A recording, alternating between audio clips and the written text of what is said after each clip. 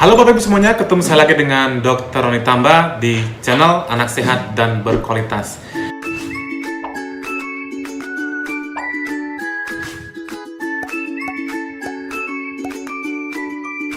Kali ini kita akan membahas satu materi. Ini khususnya bayi laki-laki ya. Apakah kalau ada fimosis itu harus dilakukan sunat atau sirkumsisi? Jadi bagi Bapak Ibu yang mungkin saja baru pertama kali menyimak materi kami, jangan lupa klik subscribe-nya ya, like dan boleh di-share kepada teman-teman yang lain. Mana tahu ada teman saudara kita yang membutuhkan informasi yang serupa. Dan terima kasih bagi Bapak Ibu yang sudah rajin menyimak materi-materi kami di channel Anak Sehat dan Berkualitas. Kita mulai pembahasannya. Apa sih fimosis itu? Jadi fimosis itu sebenarnya adalah perlekatan atau penyempitan yang terjadi pada ujung kelamin, khususnya pada bayi laki-laki. Kita perhatikan di gambar berikut. Jadi ini ujung kelaminnya itu ada dua kemungkinan. Apakah memang terjadi perlekatan di antara kulit kepala kelaminnya ini, atau memang ujung daripada kulitnya ini kecil sehingga hasilnya nanti tidak terjadi pembuangan dari urin secara normal atau secara lancar. Normalnya kan urin itu akan memancar bebas, sedangkan jika terjadi fimosis maka pemancarannya itu kemungkinan terganggu. Apa sih komplikasi apabila ada fimosis pada bayi kita? Tentunya berkaitan dengan buang air kecilnya atau kencingnya. Misalnya nih ya, BAK-nya atau kencing tidak lancar. Kadang-kadang misalnya netes atau memancar dengan arah yang tidak dapat diduga ya. Atau anaknya itu kalau kencing selalu mengejan dulu. Yang kedua efek balloning. Balloning itu adalah nanti kelaminnya itu ujungnya itu kulitnya akan membesar dulu. Ketika kencing baru air kencingnya nyemprot. Nah itu namanya balloning. Sedangkan yang ketiga adalah infeksi saluran kemih. Nah ini kita takutkan terjadi ISK ya. ISK itu biasanya ciri-cirinya atau gejalanya adalah anak atau bayi menangis jika saat kencing, terjadi demam, dan juga perubahan warna kencingnya, misalnya lebih keruh atau lebih pekat dari biasanya. Dan yang terakhir adalah infeksi pada penis atau khususnya pada kepala penis yang dinamakan dengan balanopostitis. Sekarang pertanyaan berikutnya, apakah bahaya jika bayi kita itu memiliki keadaan yang namanya fimosis ini? Ternyata fimosis itu pada bayi kebanyakan bersifat fisiologi, artinya masih normal terjadi.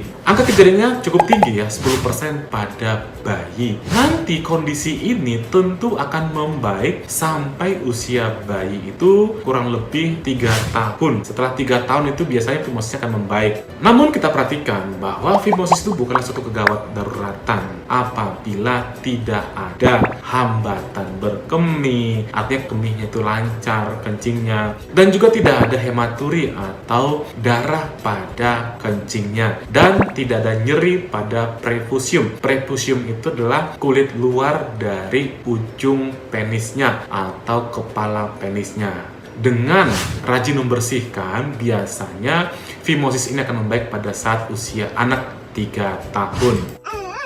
Bagaimana terapi yang bisa kita lakukan apabila bayi kita mengalami fimosis? Yang pertama, yang utama adalah konservatif. Karena tadi bahwa fimosis itu memang wajar terjadi pada 10% kasus. Nanti akan membaik setelah bayinya itu usia 3 tahun. Konservatif maksudnya adalah orang tua rajin membersihkan. Nah, ingat membersihkan ini kita lihat pada gambar. Cukup diambil saja misalnya kain bersih, lalu diusap-usap di kepala penisnya. Tetapi jangan sampai kita terlalu memaksa untuk membuka yang namanya kulit kepala penisnya. Karena apa? Nanti akan buat luka jaringan parut, dan nanti penyembuhannya itu malah membuat kulitnya melekat lebih erat lagi. Dan ingat bahwa fimosis yang 10% tadi akan tetap fimosis hanya 1% sampai usia anak itu 16 tahun.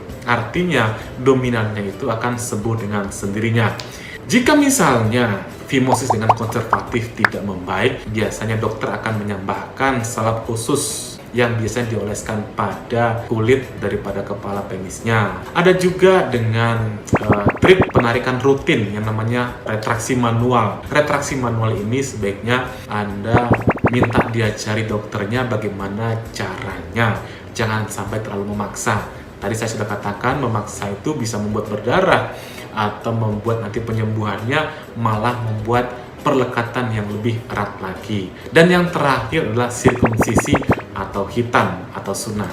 Sirkumsisi pada kasus fimosis pada bayi tentunya ada syaratnya. Artinya tidak semua kasus fimosis pada bayi itu harus dilakukan yang namanya sirkumsisi. Indikasinya misalnya adalah ISK berulang. Misalnya anaknya itu mengalami panas, ditemukan ada bakteri pada urinnya, dan ini kejadian berulang, maka memang diindikasikan dilakukan sirkumsisi supaya tidak terjadi komplikasi yang lebih lanjut. Yang kedua adalah seringnya atau membesarnya kulit penis saat buang air besar atau dinamakan dengan balloning. Apalagi kalau balloning ini tidak dapat ditreatment secara konservatif. Jadi ini Bapak Ibu semuanya saya sudah paparkan tentang fimosis pada bayi, apakah harus dilakukan sirkumsisi? Jawabannya tidak. Ada banyak tadi terapinya.